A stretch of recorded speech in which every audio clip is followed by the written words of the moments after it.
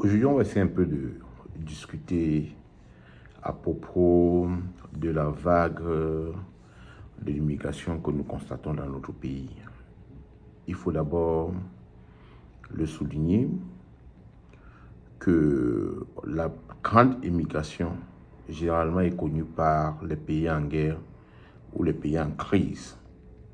Et il est important, quand on veut ouvrir un débat comme celui-ci, d'analyser pour chercher effectivement les causes des immigrations avant d'y apporter quelques remédiations.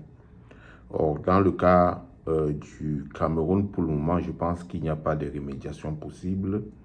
On peut parler des causes et comment faire pour arrêter la saignée. D'ailleurs, autrefois au Cameroun, on avait certainement une immigration académique et une immigration politique. D'ailleurs, c'était les deux types d'immigration que nous avions. Et pour la plupart, ceux qui se rendaient à l'étranger à la fin de leurs études et rentraient au Cameroun, ils n'avaient pas d'autre choix. Parce que le Cameroun offrait des opportunités d'insertion et leur ouvrait directement une fenêtre pour commencer un emploi une fois de retour.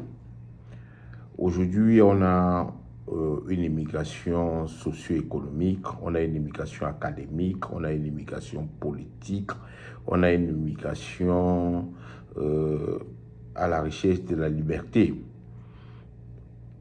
J'ai écouté attentivement des gens sur des plateaux de télévision. D'ailleurs, ceux qui se prononçaient n'étaient pas les mieux qualifiés pour se prononcer. J'ai d'ailleurs constaté qu'il y avait un journaliste lui-même émigré. Pourtant, au Cameroun, il exerçait une fonction à Canal 2 comme journaliste, qui viennent condamner l'immigration alors que lui-même il a abandonné un métier pour partir. Je ne pense pas que ce soit le bon exemple. Pourquoi les gens partent? Les gens partent parce que autour d'eux, ils ont le sentiment que ceux qui sont partis, même s'ils n'ont pas réussi, sont socialement acceptables au Cameroun. Je précise bien. Je ne dis pas socialement acceptables où ils sont. Je dis socialement acceptables au Cameroun. Les gens veulent partir parce qu'ils ont l'impression que ceux qui sont partis rentrent avec une petite fortune au point de recommencer une vie acceptable du point de vue social dans notre pays.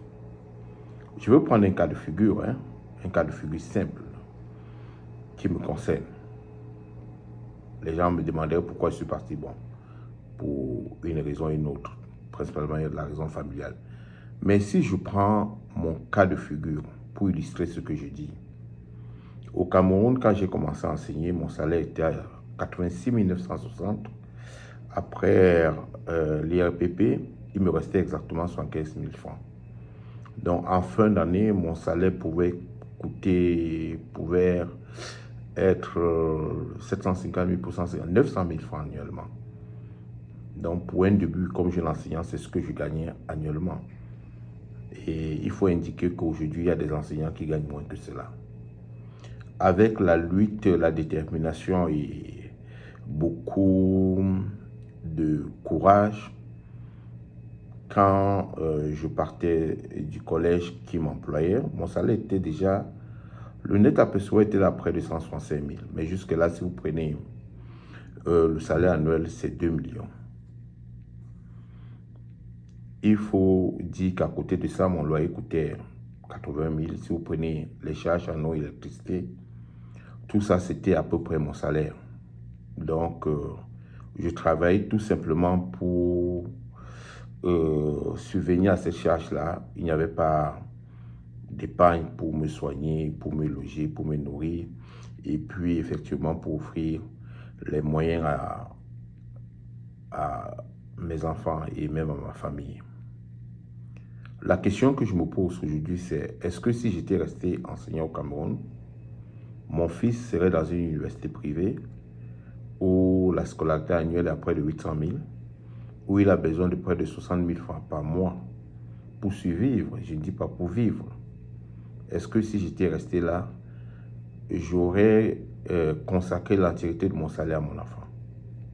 La réponse est non. Peut-être mon fils après le bac aurait arrêté l'école.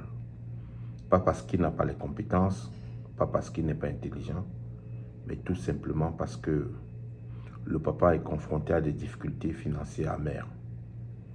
Au lieu de refuter ce qui semble être une certitude et une vérité, je pense que la question que nous devions nous poser dans notre société, c'est de trouver la nette corrélation entre ce que les gens gagnent et les charges fixes, telles que le loyer, l'eau et l'électricité. On devrait tout au moins établir les statistiques pour établir la part du loyer dans les salaires. Et pour revenir à la question d'immigration, vous verrez très bien que ceux qui rivalisent avec les immigrés, même ceux qui lavent les assiettes à l'étranger, ce sont les détourneurs de fonds publics ou les corrompus. Celui qui vit avec son salaire ne peut pas rivaliser avec un immigrant en situation régulière, même s'il a le dernier salaire. À la différence des deux, l'un est fier parce que il vient avec son argent qu'il a gagné sans toutefois se compromettre, et l'autre, il n'a que la société camerounaise parce que lui-même il est le fruit de la compromission.